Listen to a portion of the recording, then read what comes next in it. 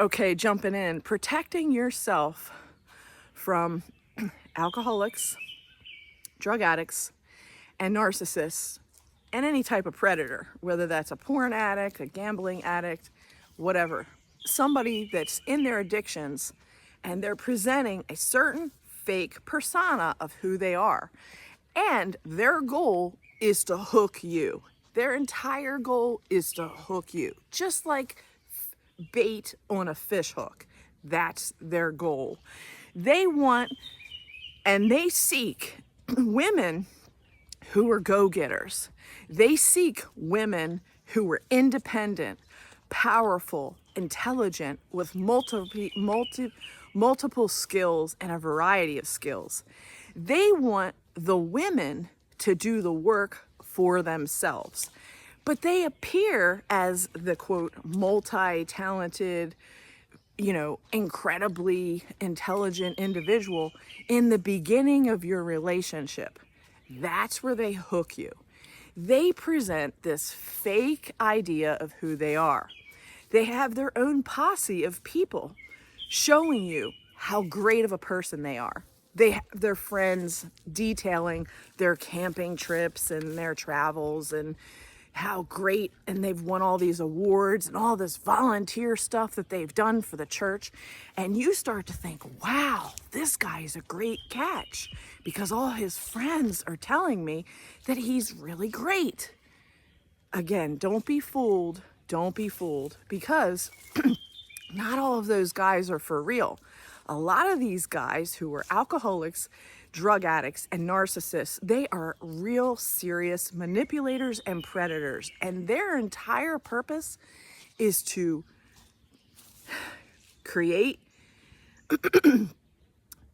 an attachment, a hook to you, so that you become their emotional supply, their narcissistic supply.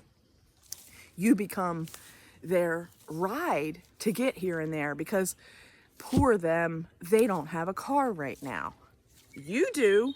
You're paying your car payment, your car insurance, your car maintenance, but they don't have a car. They're not paying for their car maintenance, and they don't have any car insurance. But they have a driver's license, and they tell you that it's just, they just lost their job and they're in between jobs. Pay attention. If they're in between jobs and they don't have an income, there's something more serious going on. But if you were like me, with a sensitive heart, an empath type of compassionate build, because of all the trauma, I didn't want other people to have to go through the negativity and the horrors that I went through. So when I look at someone who seems like they're in distress, my immediate response is, I want to help them. And if I can, I do. But the problem is narcissists, alcoholics, and drug addicts, their entire goal and focus is to get you to do things for them. And before you know it, they're living with you in your apartment that you're paying for. Before you know it, they're stealing your car to do their errands.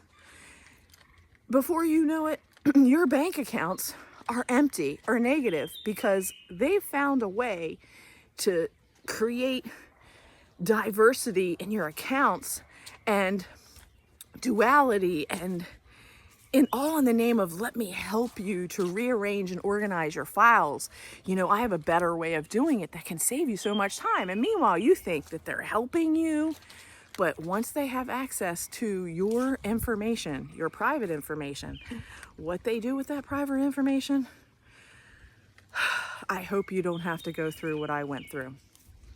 Because recovering after identity theft and all the things that are required for credit repair is not an easy or fun task. But it's required when you've enmeshed yourself with somebody who's lied to you. So my caution in all of this is that you have to start to pay attention to the signs, to the red flags, to the alerts. So here's a quick list.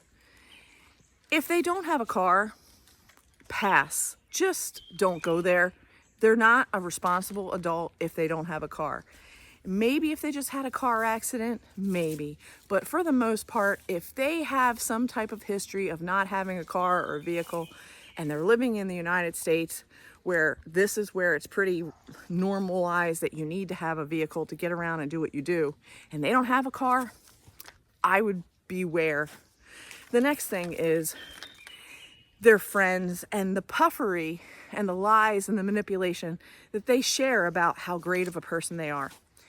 I would request that you really do some investigation, let them be who they are, and maybe even hire a private investigator, because you know what? People are not necessarily who they say they are.